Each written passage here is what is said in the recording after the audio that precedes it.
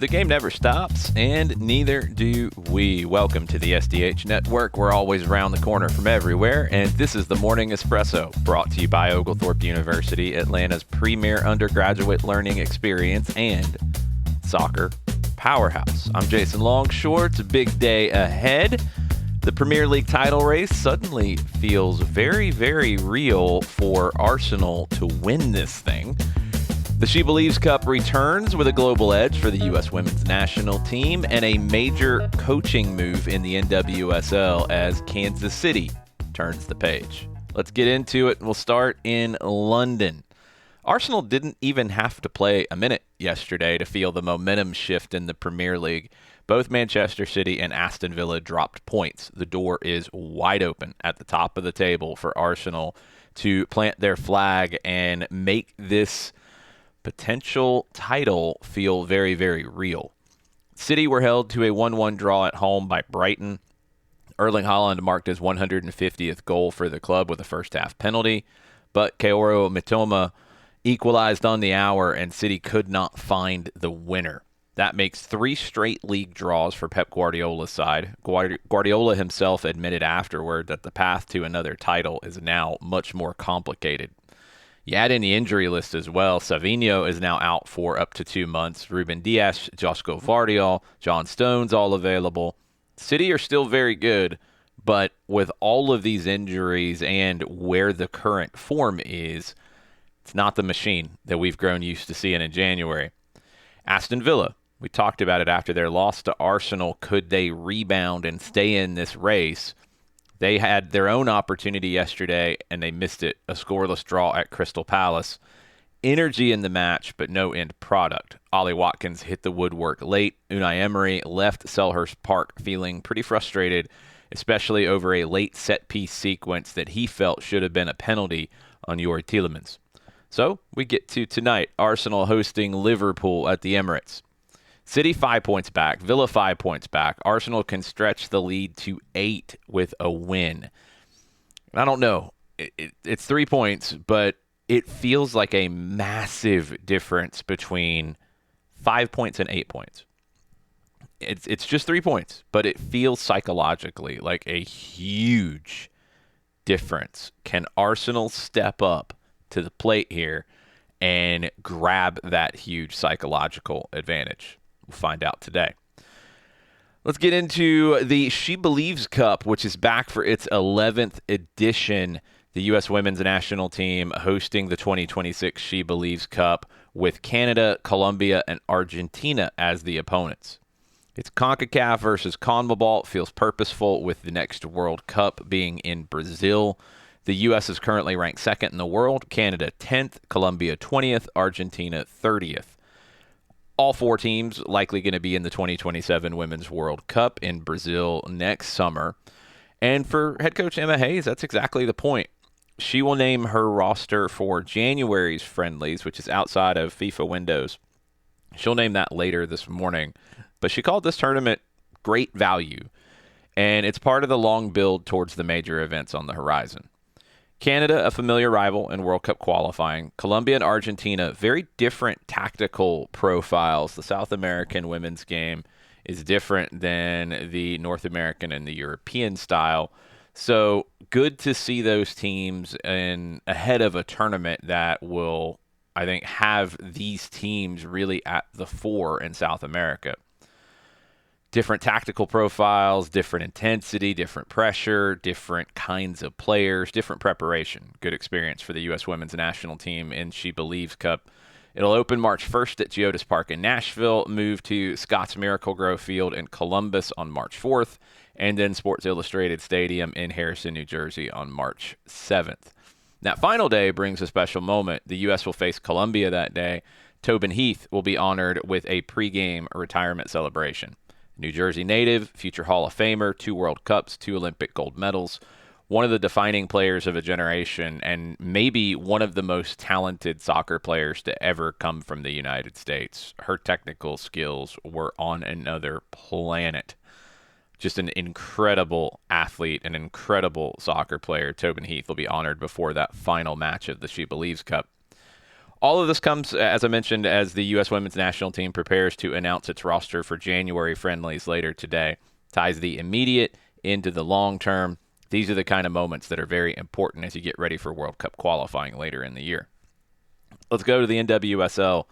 Kansas City, one of the most significant coaching moves of the offseason. It's now official. The Kansas City Current have appointed Chris Armas as head coach, confirming reporting first published by ESPN's Jeff Kassouf. Make sure you're following him for all of the best women's soccer updates. Armas becomes the first former MLS head coach to lead an NWSL team, stepping into one of the most ambitious projects in women's football. It's not a move made in isolation. The connection runs through Jesse Marsh, who is the Canada men's national team head coach, a longtime friend of KC Current owners Angie and Chris Long. Marsh strongly recommended Armas, one of his former assistants. What followed was a full search that no one could beat out Chris Armas on that list. Kansas City announced back in November that Vlatko Andonovski would step away from coaching duties to fully focus on being a sporting director. That opened the door for something different here. Even after a historic season where the Current won the NWSL Shield by 21 points, they conceded just 13 goals, but they were knocked out in the first round of the playoffs by the eventual champions, Gotham. Now comes CONCACAF competition, the pathway to the inaugural Women's Club World Cup. The job in Kansas City, it's not just a good job, it's a demanding job. Chris Armas has been through these sorts of things before. He brings experience from the New York Red Bulls, from Toronto FC, from the Colorado Rapids, with Manchester United, with Leeds United. His background has been on the men's side, but the Longs believe that his coaching principles translate. Building identity, creating pathways, scaling a club the right way. Armas has been clear about his approach. He's not starting from scratch. He's refining what already exists. And if that goes well, clarity, culture, and consistency will follow along with strong results. Look, it's a bold move for the Kansas City Current to go hire someone who doesn't have experience in the women's game, but is a very good head coach. We said this when Armas was let go from Colorado. I think Chris Armas is a better coach than some of the spots that he has worked in so far. I think he is a better coach than some narratives would lead you to believe. This is a huge opportunity for him to show that, and it's a huge opportunity for the Current to show that sometimes thinking outside the box is the right move. And this is definitely an outside the box decision. We'll see if it pays off for the Kansas City Current. Let's bring it back to the domestic focus. Inter Miami is trying to sign everybody. Everybody.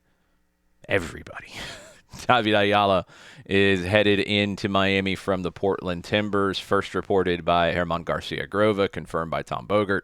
It's looking like a $2 million cash trade, Ayala staying under the U22 initiative. Huge loss for Portland. Ayala is going into the final year of his deal. Right now, Miami has 4 U22 players if they add Ayala. That means they can't add another senior designated player unless they get rid of one of those U22 initiative players or they move them out of the U22 initiative and just into a full senior roster spot. Tomas Aviles could be one who maybe you make a move with. So I'm waiting to see. One reason why is you also, in Miami, added Brazilian center back Mikael on loan from Palmeiras with an option to buy. 25-year-old lefty, spent 3 seasons with the Houston Dynamo. Good addition on the back line at center back. Maybe that pushes Aviles out, and maybe that allows you to go add another full designated player. There were reports about Tristan Blackman, and the Vancouver Whitecaps immediately pushed back on that. So I'm very intrigued to see where all that goes. But Miami is definitely not being shy about defending their MLS Cup and going to chase CONCACAF and every other thing they can possibly chase. Out west, LAFC, they have submitted an improved €3 million bid for Swedish U21 international Amin Boudry. European competition is still strong to try to get him, but LAFC are chasing this one and trying to get a deal done. Nashville, they added Shaq Muhammad and defender Isaiah LaFleur through 2026 with options beyond that. Muhammad was a former number 2 super draft pick. Strong production for Orlando City B and MLS Next Pro. LaFleur brings a wide range of experience from MLS reserve sides, Portugal, and the USL Championship. Wednesday, you had a bunch of moves around the league. Zach Booth joined RSL on loan from Excelsior Rotterdam. Alex Bonatig moved from Western Sydney Wanderers to Portland. Columbus signed multiple homegrowns. Kyle Smith joined FC Cincinnati on a free. He's going home, back to his hometown. In the NWSL, Bia Zinareto has left the Current to sign with Palmeiras, becoming the latest Brazilian star to depart the league. She was a huge part of Kansas City's big season last year, winning the Shield. The market, you don't normally think of the Brazilian Women's League being a strong pull, but it is growing. The South American leagues are really starting to grow fast and become an attractive spot for top talent. So Bia Zanerato is the latest to go from the NWSL now to Brazil. USL Championship, Charleston Battery signed 18-year-old forward Colton Swan, a standout from the Colorado Rapids Academy and Indiana University, where he had a great freshman year. And on the labor side, the talks between the USL and the USL Players Association resumed today. Still major gaps around minimum salaries, health insurance standards, and contract length as the league looks to define its future that could include Division I status and promotion and relegation. But they've got to handle this situation with their players first. Finally, Jeremy Hall has been named head coach of the USU18 men's national team. A former U.S. Youth International and MLS veteran, Hall arrives after leading Minnesota United 2 to the Western Conference Final in MLS Next Pro. That U18 spot's a pretty important role in the national development pathway. It's one of the in-between spots where sometimes players that slip through the cracks a little bit can get noticed and get into the pipeline of the youth national teams that can hopefully lead to the senior national team. Around the corner, what's coming up on SDH AM the rest of the week. Today, 10 o'clock hour, Nino Torres, one of the great analysts in South America, joins the show alongside Nico Moreno at 10:30 of Pulso Sports out in Seattle. Transfers, trends, context, all beyond the headlines, all in 1 hour, the fully loaded 10 a.m. hour this morning. If you can't catch it live, you can always catch that on demand, either in video form on YouTube, on Twitch, or in podcast form at soccerdownhere.net or wherever you get your podcast. Tomorrow, keep it rolling, Philip Goodrum, formerly of Atlanta United 2, new attacker for Lexington SC. He joins to talk about his next chapter. And Cody Case, the head coach at Valdosta High School, brings us back to the grassroots. Georgia high school season starting in a little over a month's time. And some big things are brewing down in South Georgia. Cody will fill us in on all of that. We'll come to the Red Clay here just a little bit, the Red Clay Soccer Report. You see this on the SDH podcast feed, local stories. Got a couple local Atlanta United stories for you here. Ashton Gordon, he is going to Chattanooga FC on loan for the upcoming MLS Next Pro season. The Decatur native joined the Atlanta Academy in 2019, became a homegrown player last season, has logged meaningful minutes with Atlanta United 2, and he's played in the U.S. Open Cup as well with the first team.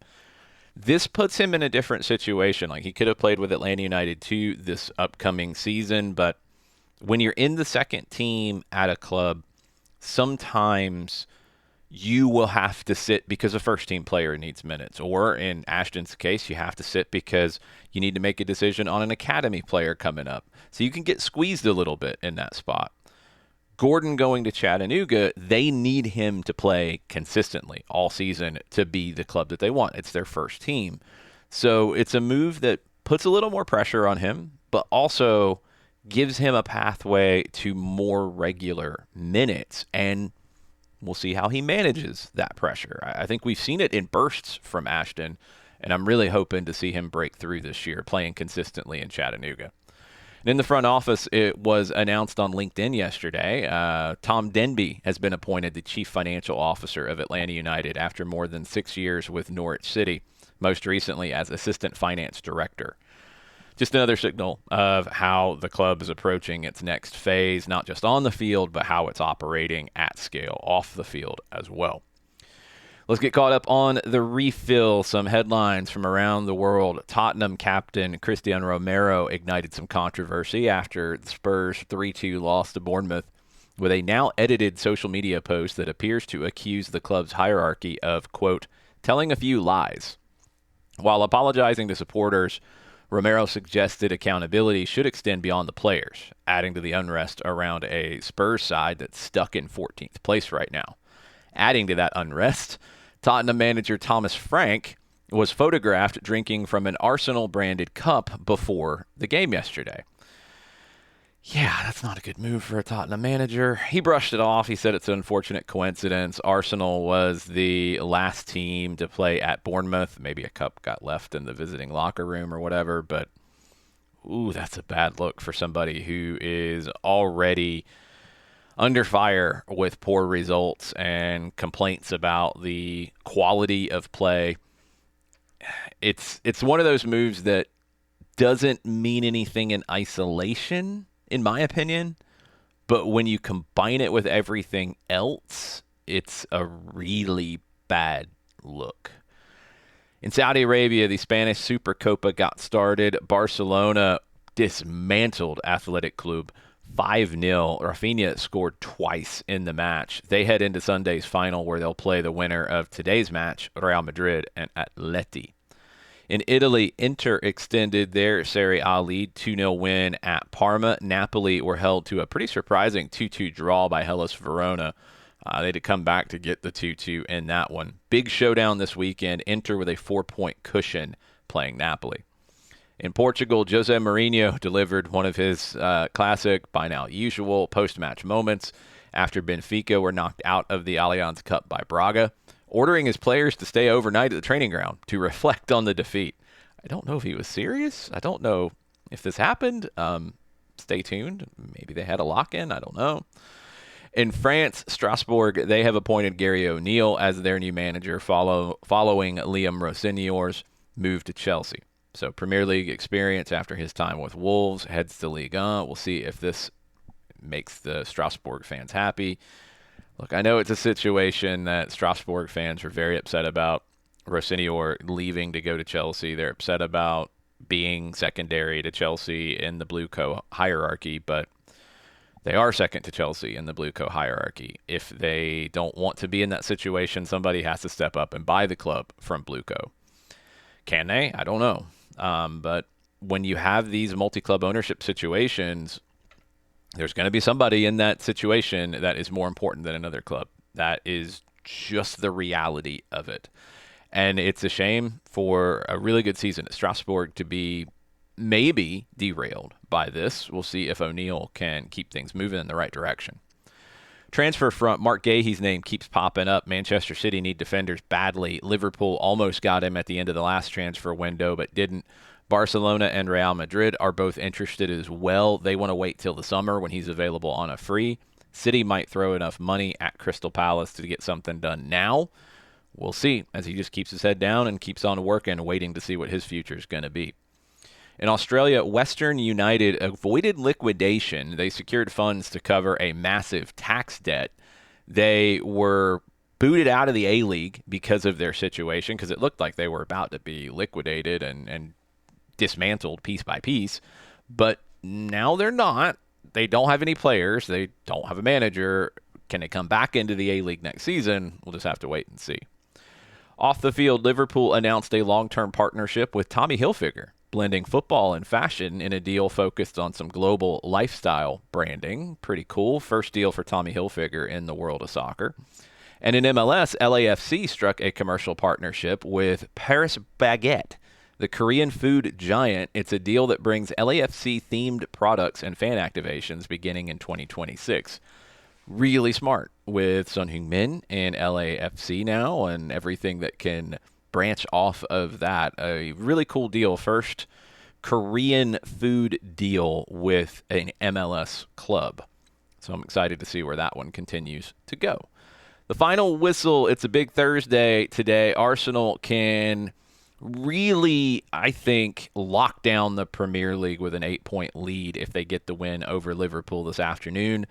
I'm excited about the U.S. women's national team and the SheBelieves Cup. We'll get a roster later today. We'll talk about that tomorrow a little bit. But I like this SheBelieves Cup as a way to start building 2026 as you get ready for World Cup qualifying later in the year. And I'm very intrigued to see how things go for the Kansas City Current with Chris Armas coming in to be their new head coach. If you want to keep the conversation going tonight, I'll be live on 92.9 The Game at 10 o'clock. The Intersection, we talk about sports and everything else. Soccer's part of this. We'll talk about the Atlanta Dream. We'll talk about Unrivaled. We'll talk about Trae Young. We'll talk about the Falcons' head coaching search, front office search. All of these streams are going to get crossed tonight with me and Noel White and Miles Williams. 10 o'clock, you can listen on 92.9 The Game or on the Odyssey app. That is the Thursday Morning Espresso. I'll be back tomorrow. We'll see you around the corner. Adios.